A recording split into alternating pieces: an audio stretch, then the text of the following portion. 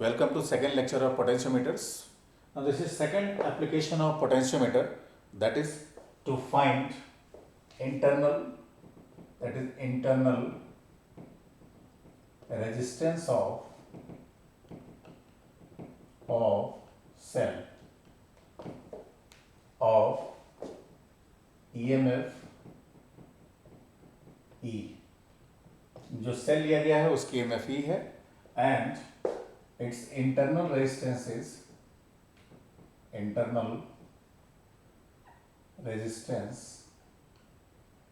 is small. अब देखिए, now in case 1 this key is left open. जब इस की को ओपन कर दिया जाएगा तो क्या होगा कि इस वाली ब्रांच से कोई करंट फ्लो नहीं होगी, that is no current will flow from this branch and total current will flow from this branch. Let balancing length in this situation is L1. So when this is key K, when K is open, ये की open है, then we can write E is equal to K into L1. This is equation 1. यानी ये balance किसको करेगा? EMF के corresponding करेगा. Now when this key is closed, in second case when K is closed and a resistance R is inserted in the circuit. मतलब यहां resistance box से हम R रेजिस्टेंस इंसर्ट करते हैं, कैपिटल R. ठीक, now it will measure the potential drop. अगर उस condition में जब हमने की को क्लोज कर दिया और रेजिस्टेंस इंसर्ट कर दिया, then in that condition the balancing length which will be obtained corresponding to the potential difference across the cell. It will now measure the potential difference and it will not measure the EMF of the cell. So we can say V is equal to K into L2. Let this length is L2. इस condition में length जो आई L2 आई. अब E by V हम निकाल लेते हैं. E by V is equal to L1 by L2. This is third equation. Now E by V is equal to L1 upon L2. This is the ratio of lengths. और length कौन सी है? जब की open थी तो हमें length L1 मिली. जब की क्लोज्ड है then we got the potential difference across the cell and internal resistance as well as the external resistance was in account. Now we find the relation. This is basic relation. लेकिन board में जो question आया है कि find out the internal resistance in term of external resistance as a formula also. मतलब जिस फार्मूले में से पुटअप करना है, we can not take this formula directly. जो आप ऑलरेडी आपने एक फार्मूला निकाला है. If you remember this formula, small r is equal to capital R E by V minus 1. We have obtained this formula in DC measurements, that is in the topic of cells. Cells के internal resistance में हमने ये formula निकाला है. अब यहाँ E by V की value है. If we directly put the value of E by V in this expression, we can get the value of internal resistance of cell in terms of external resistance R and other parameters. अब इस relation को निकालने के लिए देखिए, हम इसको ऐसे सॉल्व कर सकते हैं. That is E is equal to I R plus R. ये बेसिक रिलेशन था ये.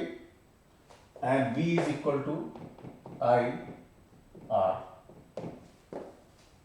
क्योंकि जब ईएमएफ लेते हैं तो total resistance R plus R लेते हैं, जब पोटेंशियल ड्रॉप लेंगे तो ओनली एक्सटर्नल रेजिस्टेंस, और एक्सटर्नल रेजिस्टेंस क्या है? Capital R. Now if we divide these two expression E by V, then this becomes R plus R, sorry, R plus small r divided by capital R, which is equal to 1 plus R upon R. 1 plus R upon R. Or we can say 1 plus R by R is equal to E by V is equal to L1 by L2.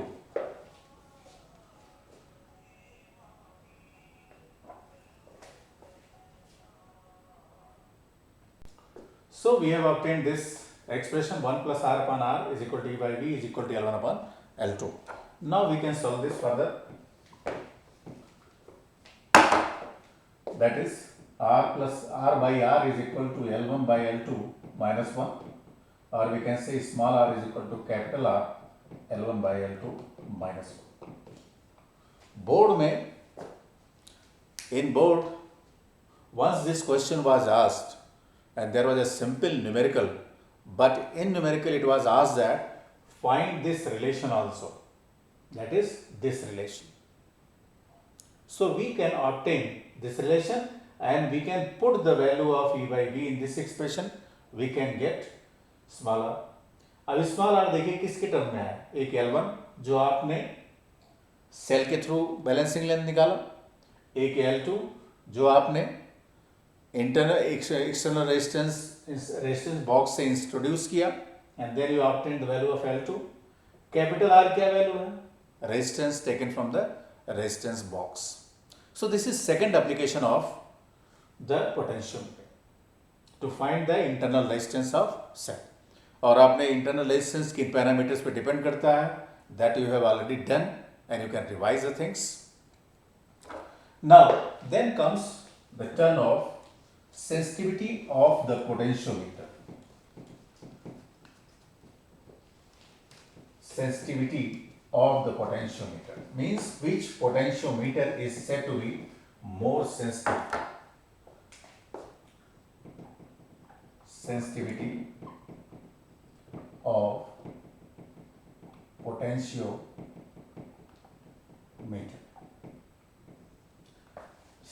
Sensitivity of potentiometer is directly proportional to 1 upon K, potential gradient. That is, greater the potential gradient, lesser the potential sensitivity of the potentiometer, and lesser the value of K, greater will be its sensitivity. अब K की value क्या होती है? K is equal to V by L, or we can say 1 by K is equal to L by V. तो L by V क्या represent करेगा? Sensitivity. जिसकी L by V ज्यादा होगी, अगर दो पोटेंशियोमीटर्स हैं उसकी सेंसिटिविटी को हम कंपेयर कर रहे हैं, तो जिसकी L by V ज्यादा होगी वो ज्यादा सेंसिटिव होगा. या अगर पोटेंशियल ग्रेडियंट की बात करें, the lesser the value of potential gradient, greater will be it's sensitivity, and greater the value of potential gradient, laser will be it's sensitivity. ठीक है, तो ये सेंसिटिविटी पे आता है. अब इसका एग्जैक्टली मतलब क्या होगा? L by V किसका ज्यादा होगा? यानी कि सेम V के लिए जिसका L ज्यादा, बैलेंसिंग लेंथ ज्यादा होगी, उसका L by V ज्यादा होगा. जैसे मान लीजिए कि दो पोटेंशियोमीटर्स हैं, पोटेंशियोमीटर 1, पोटेंशियोमीटर 2. ये एग्जांपल ले रहा हूं, पोटेंशियल 1 एंड पोटेंशियोमीटर 2. इसमें V यानी 5 वोल्ट के लिए हमें जो बैलेंसिंग लेंथ मिल रही है वो 100 सेंटीमीटर मिल रही है, और पोटेंशियोमीटर 2 में सेम वोल्टेज यानी 5 वोल्ट के लिए हमें जो पोटेंशियल जो बैलेंसिंग लेंथ मिल रही है वो 200 सेंटीमीटर मिल रही है. अब पोटेंशियोमीटर 1 या पोटेंशियोमीटर 2 में किसकी सेंसिटिविटी ज्यादा होगी? The sensitivity of that potentiometer will be large whose L by V is large. L by V क्या है? इसकी L by V क्या होगी? 100 upon 5 और इसकी L बाई वी क्या होगी, इसको मान लेते हैं हम जो 200/5। तो किसकी L बाई वी जाता है 200, यानी 5 वोल्ट के लिए हमें यहां 200 सेंटीमीटर की बैलेंसिंग लेंथ मिल रही है और यहां पर 5 वोल्ट के लिए 100 सेंटीमीटर की बैलेंसिंग लेंथ मिल रही है। So means the potential gradient of this is large and potential gradient of this is less. So lesser the value of potential gradient, greater the sensitivity. और अगर L by V की बात करें तो greater the value of L by V, greater will be potential. जब आप L by V से compare करेंगे then you will compare by keeping the potential difference constant, क्योंकि आप अगर लेंथ कंपेयर कर रहे हैं तो definitely you make the potential that is potential difference constant. In board exams, there was a question like this. I will take one example on the sensitivity, and this is generally asked in 1 marker questions. That is, question was given like this.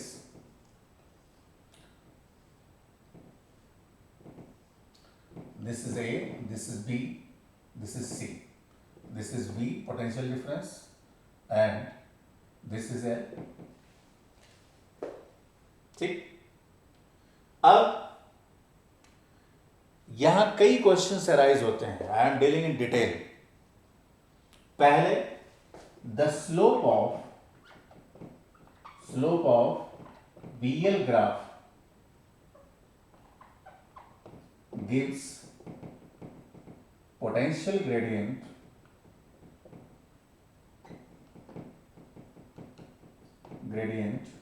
K। देखिए, अगर इनकी slope निकालें हम तो क्या होगा, किसी की भी स्लोप अगर निकालें हम तो क्या, that is this represents potential difference, this represents length, potential difference divided by length is potential gradient. तो ये पॉइंट क्लियर हो गया कि if V is plotted on y axis and L is plotted on x axis, then the ratio of V to L gives the potential gradient. अब यहां से देख के, यानी अगर हम निकाल रहे हैं इसको पोटेंशियल ग्रेडियंट, सेम लेंथ पर तीनों का K कंपेयर कर रहे हैं, तो अगर KA, KB और KC है, यानी तीनों के पोटेंशियल ग्रेडियंट्स, तो किसका भी ज्यादा है, KA इज इक्वल टू, ये मान लीजिए VA, ये मान लीजिए VB, sorry this is VC, this is VB and this is VA। ये पोटेंशियल लेवल्स हुई, ठीक। अब K is equal to what, VA by L, क्योंकि L कांस्टेंट कर रखा है हमने, KB VB by L and KC VC by L।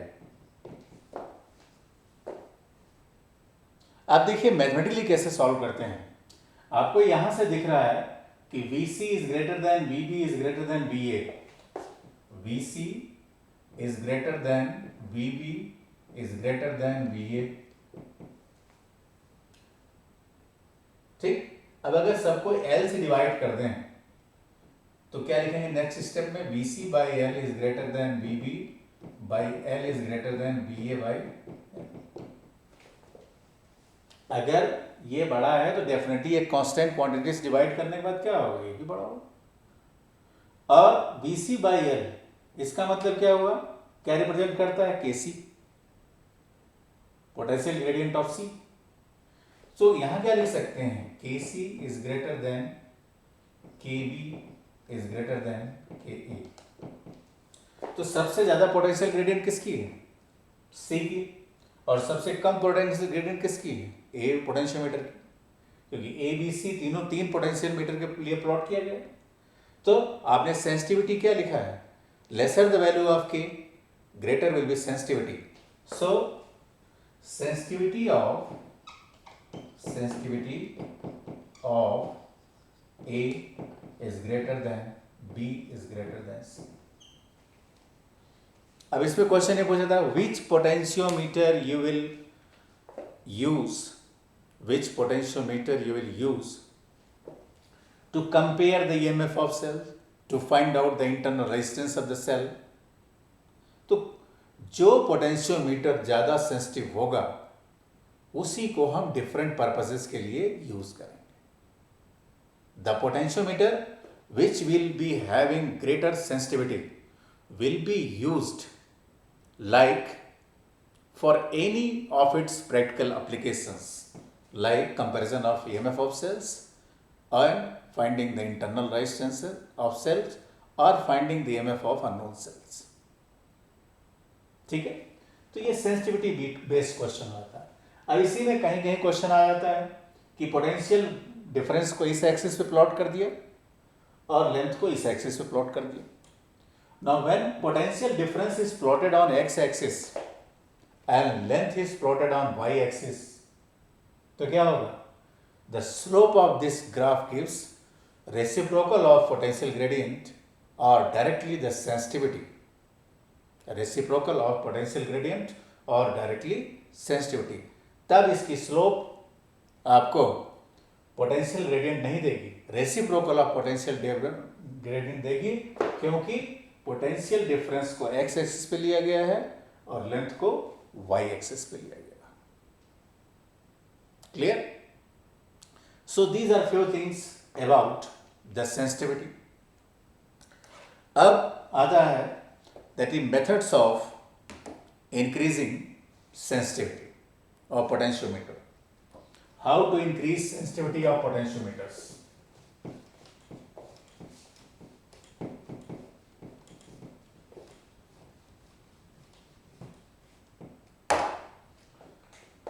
How to increase sensitivity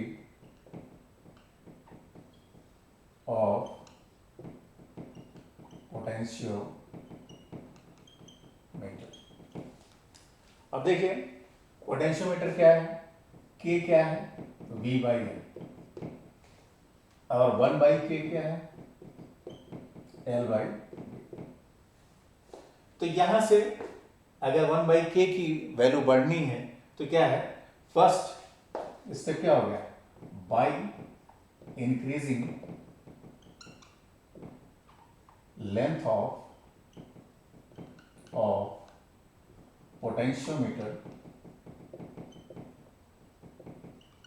wire. अगर हम पोटेंशियोमीटर वायर की लेंथ बढ़ा दें तो क्या होगा, 1 बाई के की वैल्यू बढ़ जाएगी, यानी सेंसिटिविटी बढ़ जाएगी.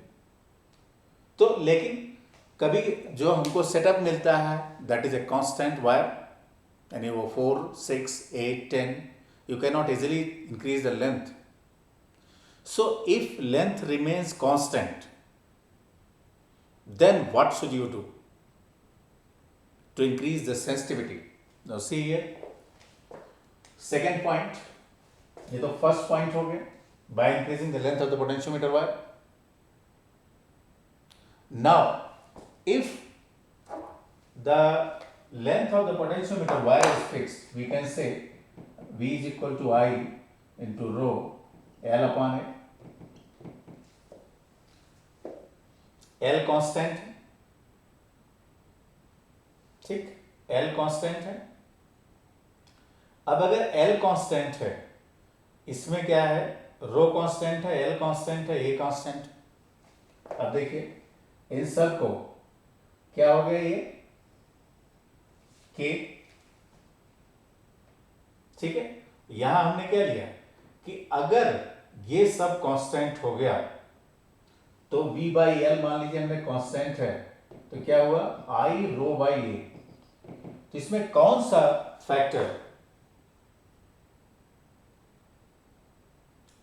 फैक्टर ऐसा है जो हम चेंज कर सकते हैं. We can change only current. और ये काम हम यहां से करते हैं, जो यहां रेजिस्टेट लगाया था हमने, we have taken a resistor here. तो उस रेजिस्टेट से अगर हम करंट को कम करते हैं then we generally increase the sensitivity. Sensitivity क्योंकि V बाई एल कम होता है, V बाई एल कम होने से क्या होगा, K कम होगा, K कम होगा तो सेंसिटिविटी बढ़ेगी। तो सेकंड पॉइंट क्या लिख सकते हैं, by decreasing current for constant length potentiometer, for constant length potentiometer. अगर पोटेंशियोमीटर की लेंथ कांस्टेंट है तो करंट को डिक्रीज करके we can increase the sensitivity, और अगर करंट को हम बढ़ाते हैं तो generally we decrease the sensitivity of potentiometer. ठीक है, now this was all about the sensitivity. तो सेंसिटिविटी मैंने क्लियर कर दिया, और एक जो टॉपिक बचा रह गया है that is colour coding of the carbon resistances. Now we should discuss this thing in this lecture only. Thereafter I will give you 2-3 assignments based on meter gauge, potentiometer and color coding and all.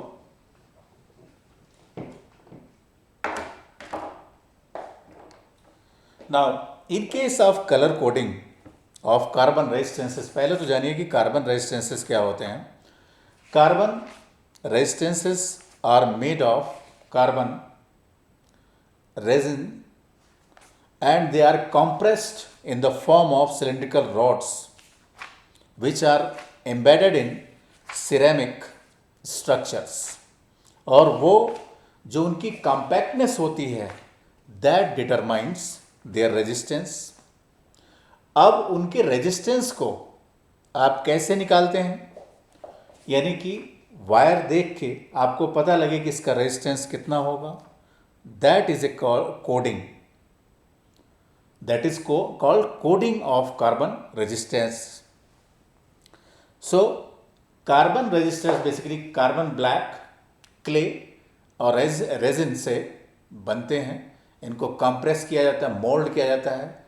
इस पे कितना compress किया जाता है और कितना carbon का content होगा वो डिसाइड करेगा कि उसका रेजिस्टेंस कितना होता है, और देखकर उनके रेजिस्टेंस को पता लगाने की जो टेक्निक है that is called coding of carbon resistance. ठीक है, यानी कलर कोडिंग, डिफरेंट कलर्स जो होते हैं डिफरेंट रेजिस्टेंसेस यानी डिफरेंट वैल्यूज को इंडिकेट करते हैं। तो that is colour coding of carbon resistors.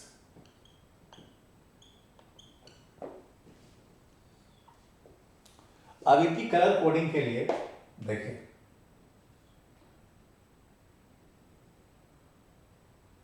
ये सिंपली एक वायर लेते हैं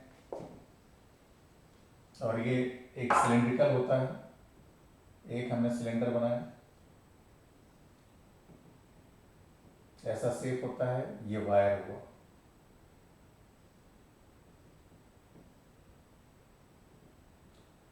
This is A, this is B and this is C and this is D।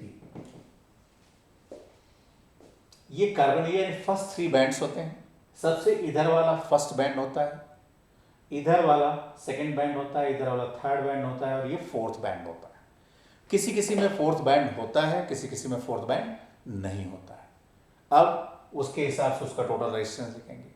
अगर ए बी सी डी ऐसे मार्क्ड हैं तो इनके रेजिस्टेंस की वैल्यू जो होती है देखिए, R is equal to A B into 10 to the power C plus minus D%। और यहां ए बी मल्टीप्लिकेशन में नहीं है, यानी प्लेस वैल्यू, जैसे A इज इक्वल टू 2 आया, B इज इक्वल टू 3 आया, तो 2 इंटू 3 नहीं होगा, दैट इज 2 3, दैट इज 2 3। ठीक है, A B into 10 to the power C, यानी थर्ड बैंड जिसकी वैल्यू जितनी होगी वो 10 का मल्टीप्लायर होगा। And D, this D is called tolerance. Tolerance means that is the percentage variation in the resistance in its actual value, means theoretical value and measured value. This is called, that is tolerance. अब इनकी values, colours क्या क्या होते हैं, देखिए colours को ऐसे लिखते हैं 0 1 2 3 4 5 6 7 8 9, ठीक। 0 1 थोड़ा इधर से लिख लेते हैं, स्पेशल स्पेस पूरा मिल जाएगा इनको, दैट इज 0 1 2 3 4 5 6 यहाँ तक लिखते हैं, फिर 7 8 9, तो 10 हो गए, 0 1 2 3 4 5 6 7 8 9, ठीक है। अब इनका जो स्ट्रक्चर है, इनको हम मार्क करते हैं ऐसे, देखिए B B R O Y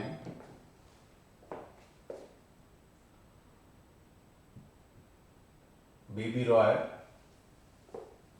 of Great Britain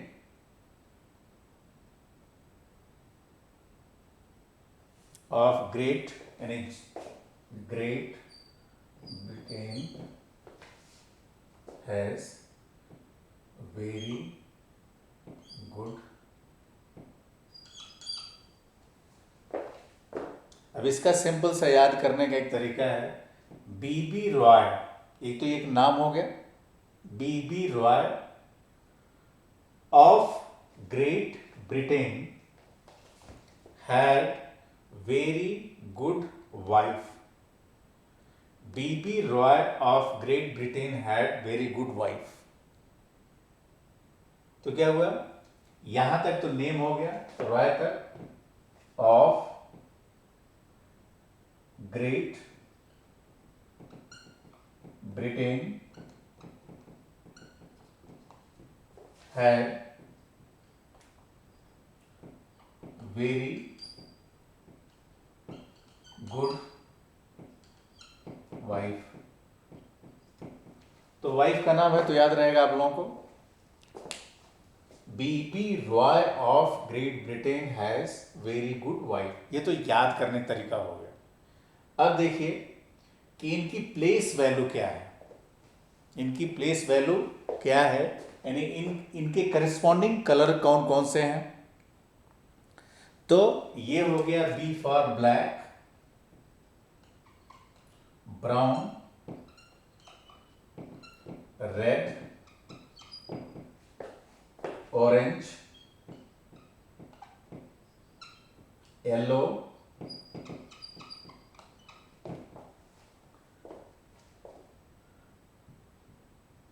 then green,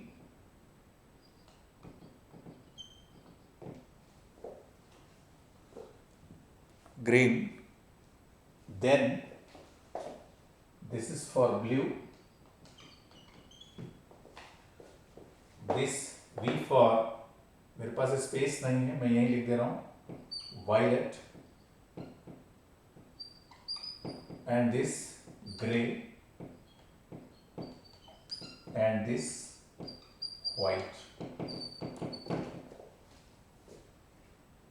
Bibi Roy of Great Britain had very good wife. अब देखिए B for black, B for brown, red, orange, yellow, green, blue, violet, grey, white, ठीक है। अब ये colour coding हो गई, ठीक है। अब यहां पर फोर्थ बैंड की बात आती है, for D, that is for D. D को हम क्या लिखते हैं, अगर डी का फॉर डी में लिख देता हूं, फॉर डी यानी fourth band, if fourth band is gold, first gold colour का हो, ये यानी डी का जो बैंड है इसका कलर गोल्ड का हो, तो इसमें जो वेरिएशन होता है 5%, then silver and then third no color.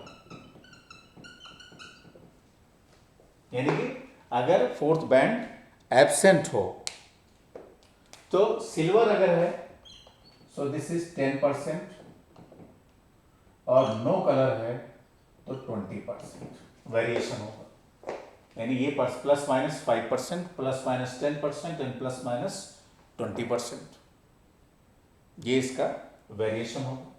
ठीक है, अब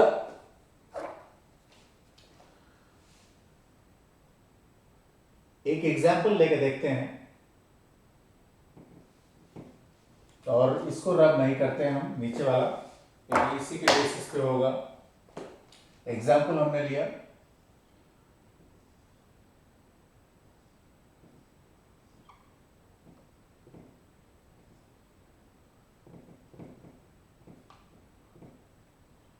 एक first band, second band, third band and fourth band.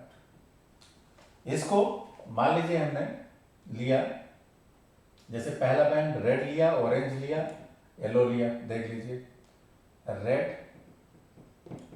Second is orange and third is yellow, and इसको हमने ले लिया सिल्वर। अब इसकी रेजिस्टेंस कैसे लिखेंगे? पहला red, orange, second orange and third yellow. तो अब अगर A B C D, A B into 10⁻C plus minus d%, इसी फॉर्म पहला बैंड रेड, रेड देखिए रेड का मल्टीप्लायर क्या है 2, तो हमने ए के प्लेस पे 2 लिखा। ठीक, सेकेंड ऑरेंज, ऑरेंज का क्या है 3 है, 3 लिखा, इनटू 10⁻C, C का क्या है yellow, that is 10⁻4 plus minus D, silver colour है तो 10% है, 10%। This is resistance R of the carbon register, 2 3 into 10⁻4 plus minus 10%। अब प्लस माइनस 10% का मतलब क्या हुआ?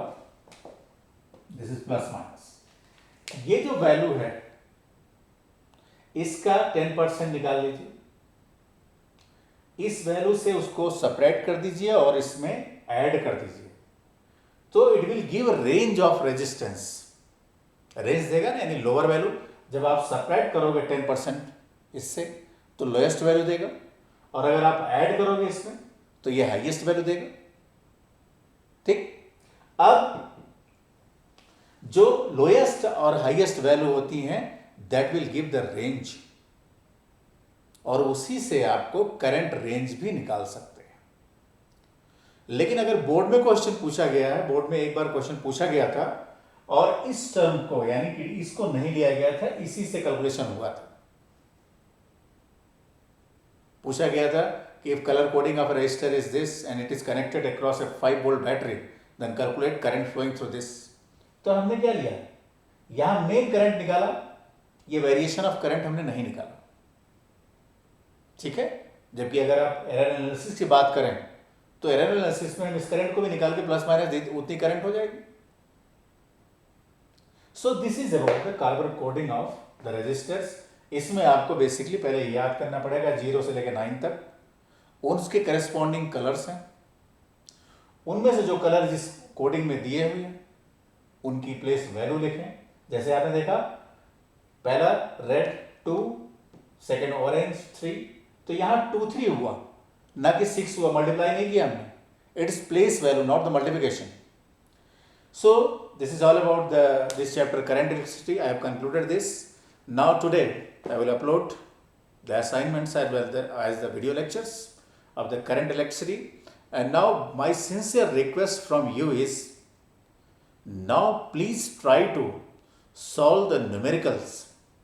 Read 1 marker, 2 marker and 3 marker questions which have been asked in board exams. Because in CBSE, few of the questions or type of questions are repeated every year. So you must be very strong from the repetition of the question. मतलब जो question repeat हुए हैं you must be very strong on that. आपको आता ही हो. And definitely they are not easy one questions. They are technical questions. So if you have command on those questions, then certainly you can perform better. My one suggestion is that you have read complete chapter electricity. When you are solving the questions, solve article wise. Means when you are solving the questions based on meter bridge, try to search the questions related to the meter bridge and solve. If you are solving the questions on potentiometer, try to search the question based on potentiometer and then solve. And before the solving the questions on a particular topic, first of all, read that topic carefully, do mathematical analysis of the derivations. You should be familiar of the steps involved in the derivations. Then go for solving numericals. So thanks and have a good day. Please solve the questions.